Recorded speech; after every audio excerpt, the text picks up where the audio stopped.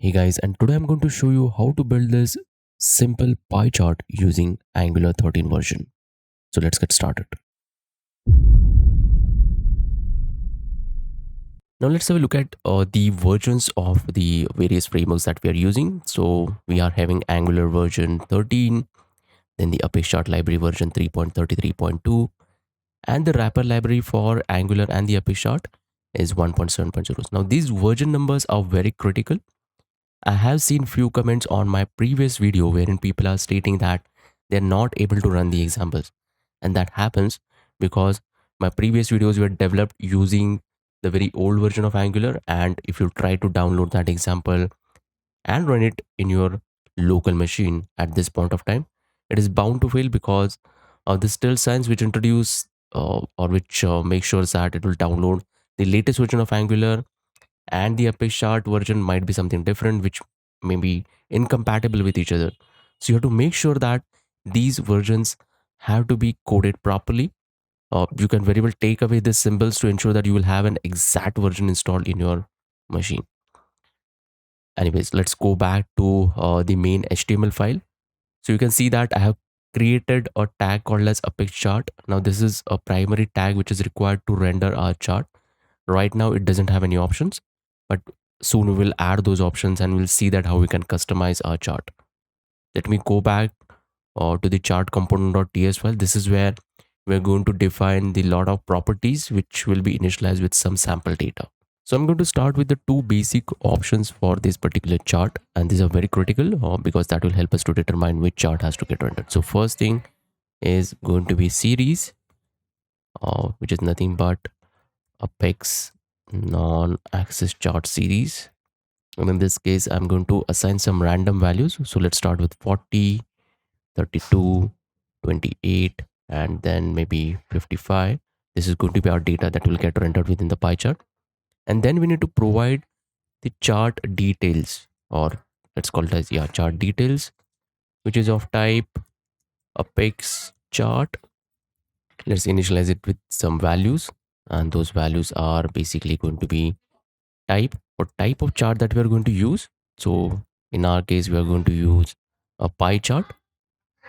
We are also going to say that the toolbar has to be enabled for this. So toolbar show, the value is true. Now we need to assign these values to our chart. So let's quickly switch back to the HTML component, and over here, the first thing that I need to assign is the series. Let's check what is the name of our variable.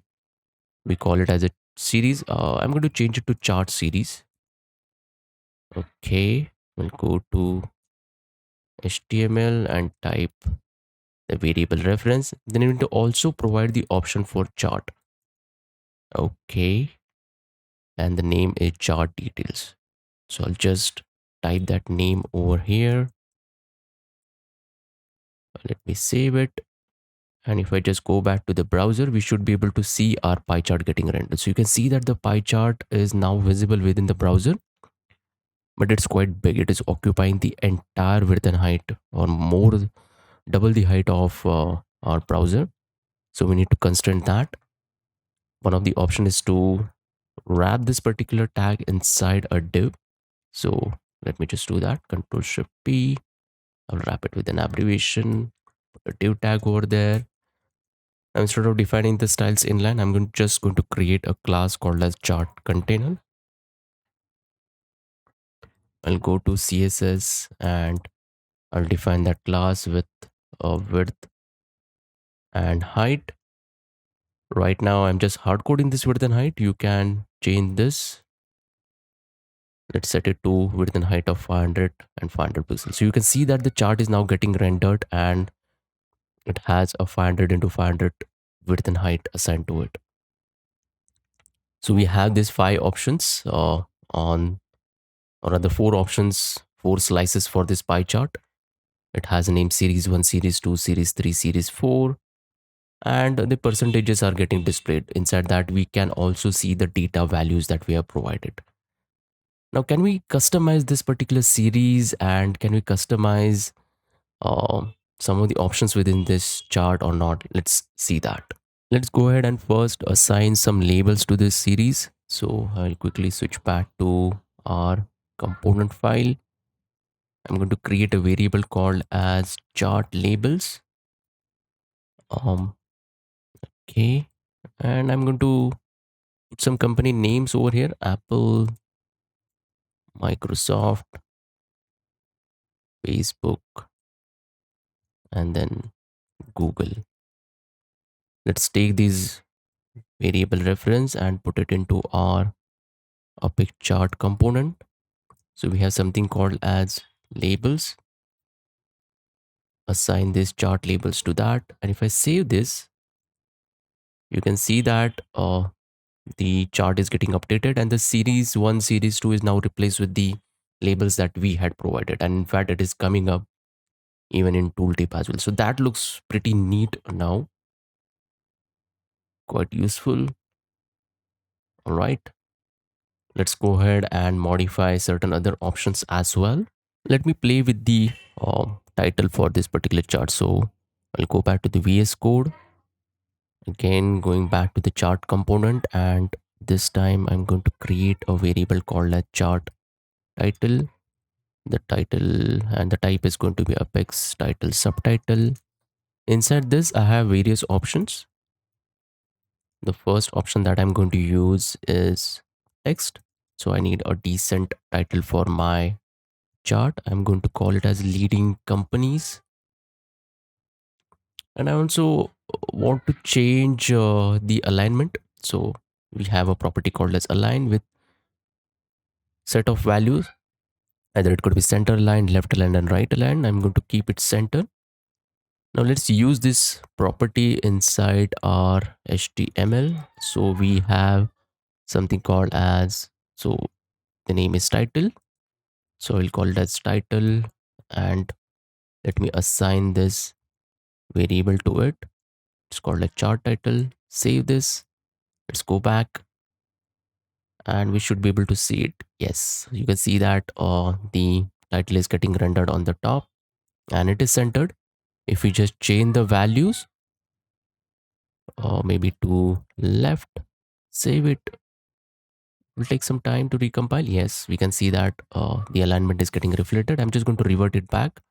Center was looking pretty much neat out here. Yeah. So we have leading companies as our title, which is getting displayed in the center. That looks very good. Now let me play with these options. You can see that the pie chart is having these slices, and over these slices, these numbers are getting displayed. So I may not be interested in those numbers. Is there any way to hide those numbers? Yes, Apex chart does provide an option. Let's just quickly see that. So we'll go back to the Visual Studio Code again, and this time I'm going to create another variable called as chart data labels. The type is Apex data labels, and inside this we do have two properties.